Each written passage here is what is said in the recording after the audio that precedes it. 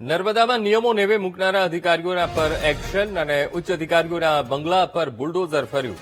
ગરુડેશ્વરમાં સરકારી અધિકારીઓના આલીશાન બંગલાઓ પર બુલડોઝર ચાલ્યું. એસઓયુ બનવા સમયે જમીનના ભાવ વધતા અધિકારીઓને આ પ્લોટ આપવામાં આવ્યા હતા. વર્ષ 2019માં તત્કાલીન કલેક્ટર આર.એસ. મીનામાએ 11 અધિકારીઓને આ પ્લોટ ફાળવ્યા હતા. પ્લોટ ફાળવણીમાં નિયમોનો સરેઆમ ભંગ કરી બંગલા બનાવ્યા હોવાની પણ ફરિયાદ થતા મહત્વપૂર્ણ કાર્યવાહી કરવામાં આવી. સરકારી પ્લોટમાં મોડું બાંધકામ કરી બંગલા ભાડે આપી દેવાયો હોવાની પણ ફરિયાદ થઈ છે અને વર્ગ 1ના 5 ઉચ્ચ અધિકારીના બંગલાનું પણ ડિમોલિશન કરવામાં આવ્યું. ગેરકાયદેસર બાંધકામ તોડી તમામ પ્લોટને ફરી શ્રી સરકાર કરવામાં આવશે.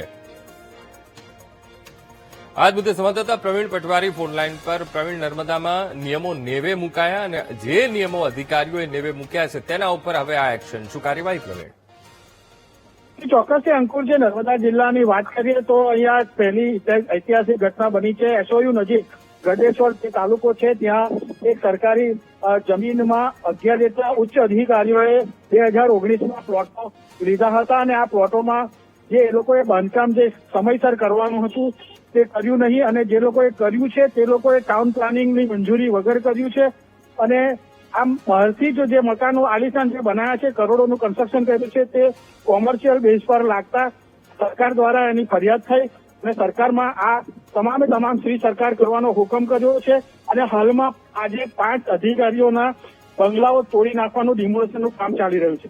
સામાન્ય રીતે ગરીબ લોકોના બાંધકામો પર થતા હોય છે, પણ આજે પ્રથમવાર ઉચ્ચ અધિકારીઓ જે ક્લાસ 1 અધિકારીઓ છે તે લોકોના મકાનો પર ડિમોલિશનની હાલમાં કામગીરી હાથ ચાલી રહી છે. જી બિલકુલ પ્રવીણ, સમગ્ર માહિતી સાથે જોડાવા બદલ આપનો આભાર.